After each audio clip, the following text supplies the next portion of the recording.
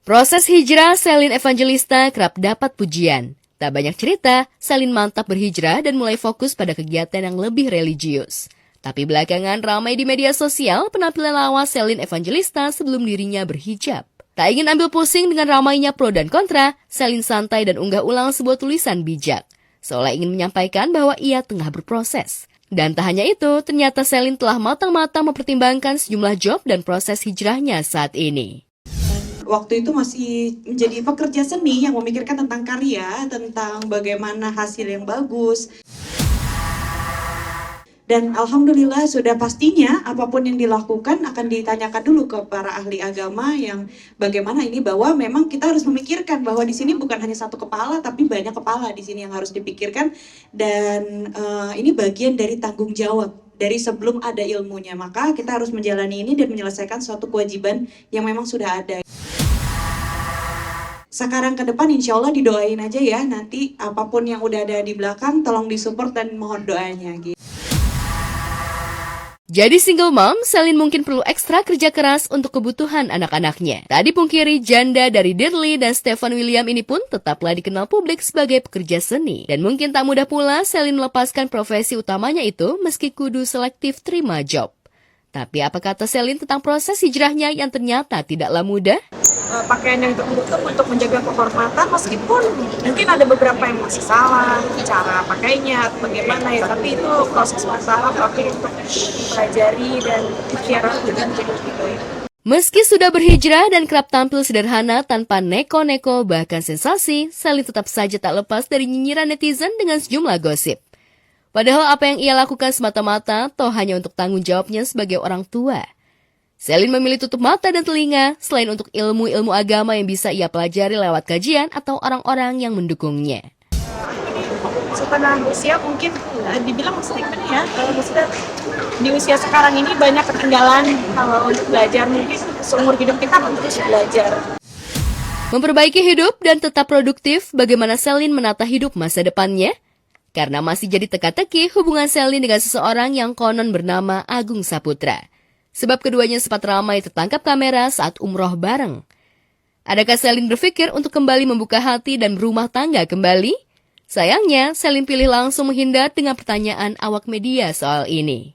Makin ngerasa rezekinya berkah berlimpah gitu kan? 7 tahun berumah tangga, Eza Gionino tak ingin benar-benar bercerai. Walau perceraiannya sudah sampai meja hijau, namun ia tetap saja berharap dan tak lelah mengupayakan untuk rujuk dengan Meiza Aulia alias Echa, istri tercinta. Itu sebabnya Eza sempat mengajukan permohonan perpanjangan mediasi, walau ditolak mentah-mentah oleh Meiza.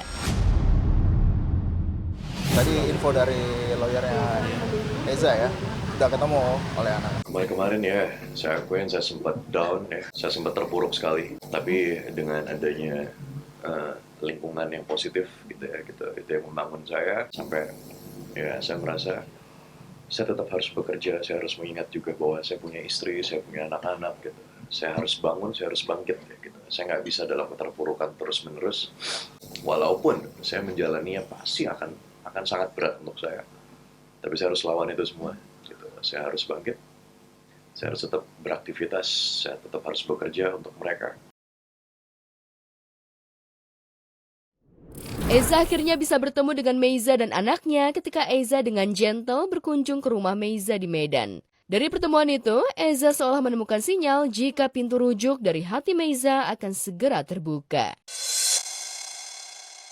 Saya bersyukur sekali dan saya berterima kasih sekali pada cicinya, pada kakaknya Echa ya gitu, ada Cici, ada suaminya juga di sana gitu, yang membantu jatuhnya kayak memediasiin kita berdua gitu. Jadi kami nih, saya, Echa, kita duduk berdua, kita mediasi gitu. Gimana saya juga meminta untuk kita komunikasi ini jangan ada ego, jangan ada gengsi ya gitu. Tolong dibuang dulu jauh-jauh. Kita bicara demi anak gitu loh. Dan alhamdulillahnya kita komunikasi sangat-sangat baik gitu. Sangat-sangat baik ya gitu. Udah dibantu. Kita ngobrol banyak. Saya sebagai suami, saya sebagai seorang ayah, saya kan bertanggung jawab untuk anak-anak saya. Dan dari saya pribadi juga, ini Mas Raka juga tahu ya, mungkinnya nanti bisa disampaikan. akan memberikan papan juga untuk Echa dan anak-anak ke depannya.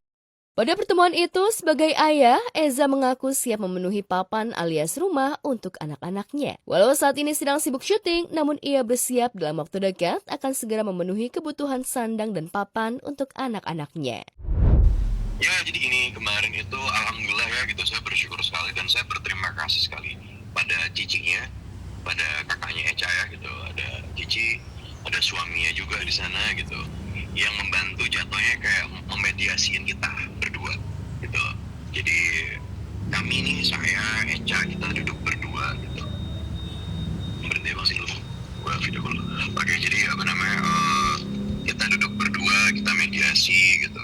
Kita komunikasi ini jangan ada ego, jangan ada gengsi ya gitu. Tolong dibuang dulu jauh-jauh. Kita bicara demi anak gitu loh.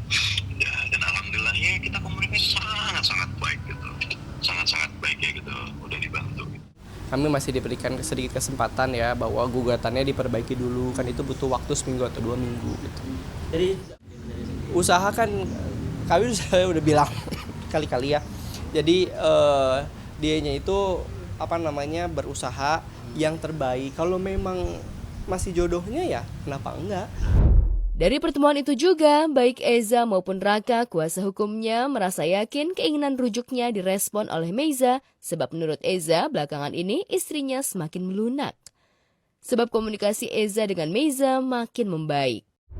Udah gitu, setelah itu kita ngobrol banyak ya gitu tentang saya sebagai suami, saya sebagai seorang ayah.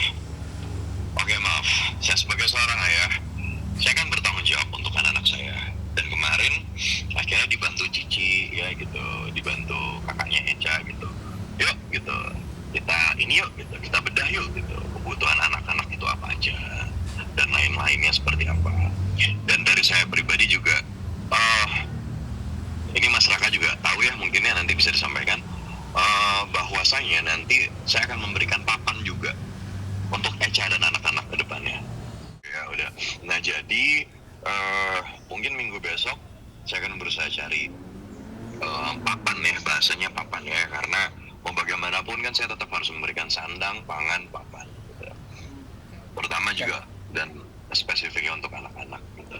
Oke. Dan sekali lagi Mam, sekali lagi, kalau ada apa-apa sama kamu di luar sana, kamu tahu tempat di mana kamu untuk pulang, kamu tahu ya. Saya sangat berharap mudah-mudahan kamu sehat, baik-baik di sana, dimanapun kamu di sana. Semoga kamu baik-baik di sana. Terima kasih. Kamu perempuan yang hebat, kamu perempuan yang baik, kamu ibu yang baik juga untuk anak-anak kita, untuk Nicole, anak saya. Gitu. Jadi jujur sangat sedih ya gitu lah.